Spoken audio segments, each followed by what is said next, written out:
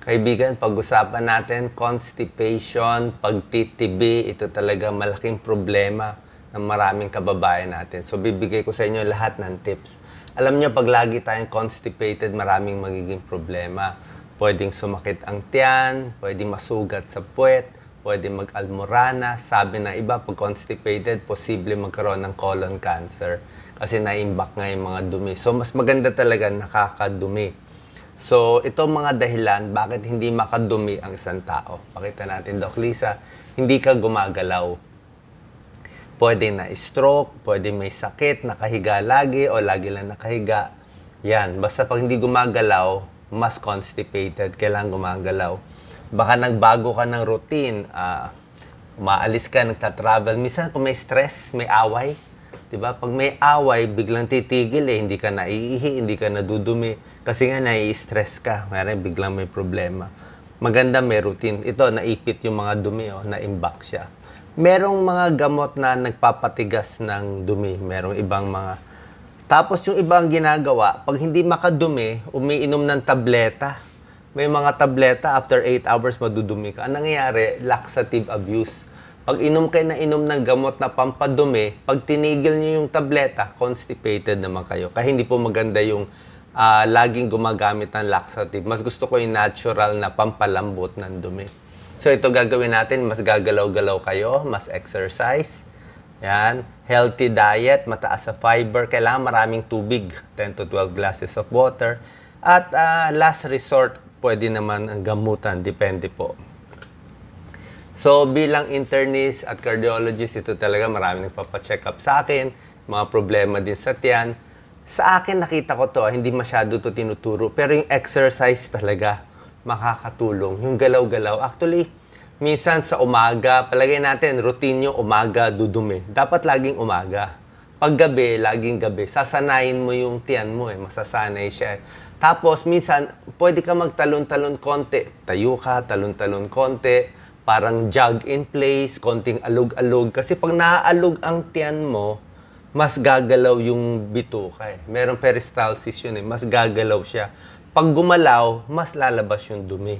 Ayaw mo hindi siya gumalaw. Parang ganito. Ayan Dito nai-imbak ang dumi natin. So pag hindi kayo gagalaw sa small intestine, large intestine, hindi kayo gumagalaw, naka-stuck lang yung dumi dyan. Pero kung galaw kayo ng galaw, pag ginalaw mo ito ng ginalaw, syempre, minsan magko-contract yan, lilipat siya dito, lilipat dito, palapit ng palapit sa labas. Pag malapit na dito sa may puwet, talagang madudumi ka na. Kaya kailangan mo gumalaw para bumilis yung daan ng pagkain hanggang makalabas. Ngayon, merong mga technique, hindi naman 100%, tingin ko may tulong din. Bukod sa exercise, galaw-galaw, pwede rin yung massage. Medyo inaalog-alog ang tiyan mo. So, ang tip nga, parang clockwise Dito mo na minamassage, dito sa may kanan, tapos sa taas, tapos pababa.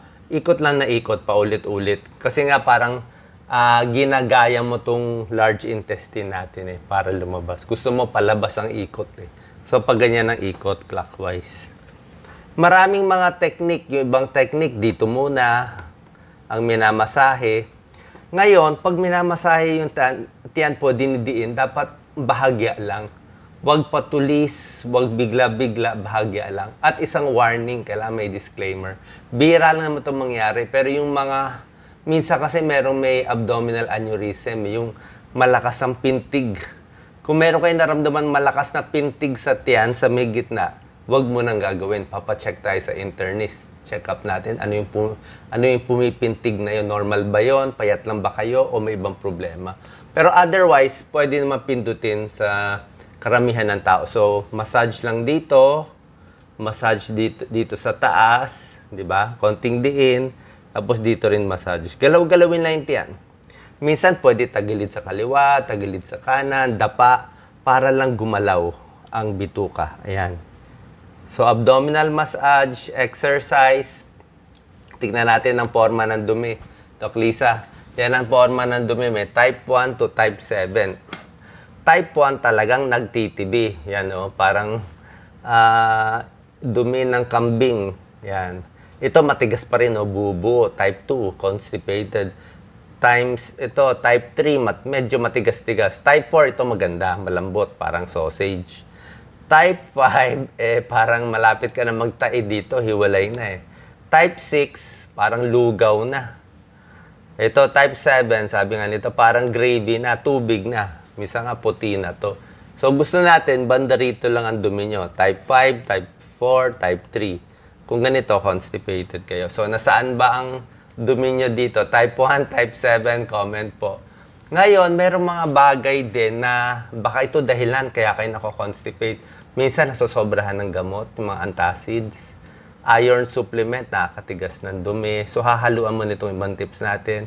May mga gamot na pwedeng makatigas ng dumi. May mga sakit, stroke, depression, diabetes, hypothyroid. Pag may sugat na sa puwet, ayaw mo na dumumi, di ba? Takot ka na eh. May colon cancer, laging nakahiga, spinal cord, yung mga stroke, mga Parkinson's disease. So, mga nerve damage, kaya hindi rin nakakadumi. Ito po ang solusyon natin. Exercise, massage, at tamang pagkain. Pag ito kinain mo, sigurado madudumi ka na. High fiber yan eh. Lalo na pag kinakain mo, pati yung pulp beets, high fiber po yan. Brown rice, madudumi ka rin dito. Pero pag sinobrahan mo naman, baka magtai ka naman. Tubig, kailangan maraming tubig para malambot ang dumi. Yan. Ito yung mga prutas na pampadumi. Papaya, Doc Lisa. Peras, pears, pineapple, peaches. Tayo, may pakwan pa tayo sa Pilipinas. Prune juice. Napakaganda ng prune juice. Talaga ito. May nabibiling mga prune juice. Kahit pag uminom ka lang ng mga 1/4 glass, ay madudumi ka na. Huwag mo na gawin sa baso, baka magtai ka na.